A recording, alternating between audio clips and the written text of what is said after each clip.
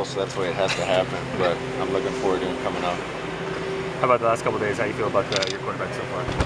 You know, it's a new day in Oregon football. Obviously, we've got a couple guys with a bunch of experience that are pretty sharp and know what they're doing, and then it's a little bit of a learning process for the 3 younger guys.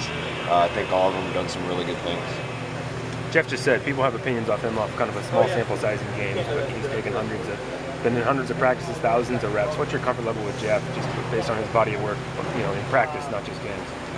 Really comfortable with Jeff. I trust him. I know he's always going to know what to do. To some degree, when he's been in games, we've usually been in cleanup mode, and so he hasn't really gotten to run our offense a whole lot. I thought he's had 2 really good days of practices so far. Yeah, the last couple of years, he had such a hard time. These publicly, you guys wouldn't really separate him and Jake, kind of kept it close. A year older now, what does Jeff tell you that maybe he can separate himself from the 5-way pack that's about to come?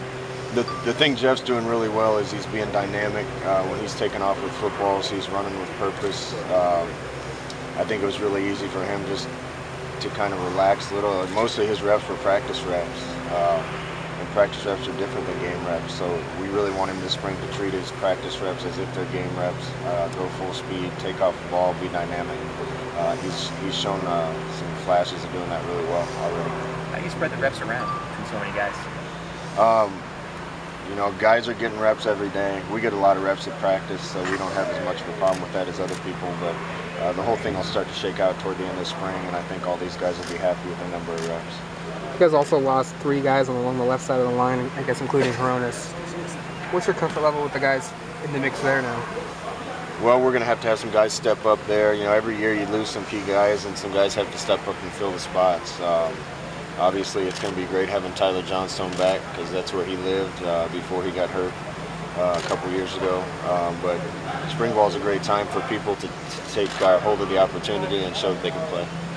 Who's your thought, Scott, when they talk about Charles moving over to defense? Charles is one of the better football players I've been around. He came in and it took him a while to learn it, but once he did, he was impressive. Not just catching the football, but running with it, blocking, playing special teams. And I have no doubt that Charles will be great wherever we have him. Do you anticipate, even if he plays defense, still being able to use him a little bit on offense in some packages? We'll see. I don't know how much he can still remember after he gets all the defense in his head, but Charles is one of those guys we're going to rely heavily on for the next few years. What's Matt Pearson's role? He talked about he's playing all 3 spots right now in the spring. Yeah, we're going to need Pearson and a couple other guys to know more than one spot. It's going to be a little bit of a shuffle for a while until we figure out who's going to man each spot. So the more things and more roles guys can play, the better chance they have of being on the field more. Something about Hronis that he did so well that we just kind of overlooked for 3 or 4 years, that now without him you kind of realize, oh boy, he's made it look so easy. The 2 things we'll miss with Hronis, one, I'll just miss him because I love the guy, but he's one of our best leaders for 3 years, and we were always, for the most part, in the right blocking scheme because he was smart and got everybody on the same page. So we're going to have to fix that right away and get other people in there that can get the right calls out and get everybody doing the same thing. What are your impressions of Tony Davis so far? Well, he's fast. When Tony takes off with it, you can tell he can run. Obviously been pleased with his success on the track team. I'm sure that'll continue. He had a great freshman year. He was mostly on the scout team as a redshirt, but he's one of the guys now. It's time for him to shine, and I hope he grabs his opportunity.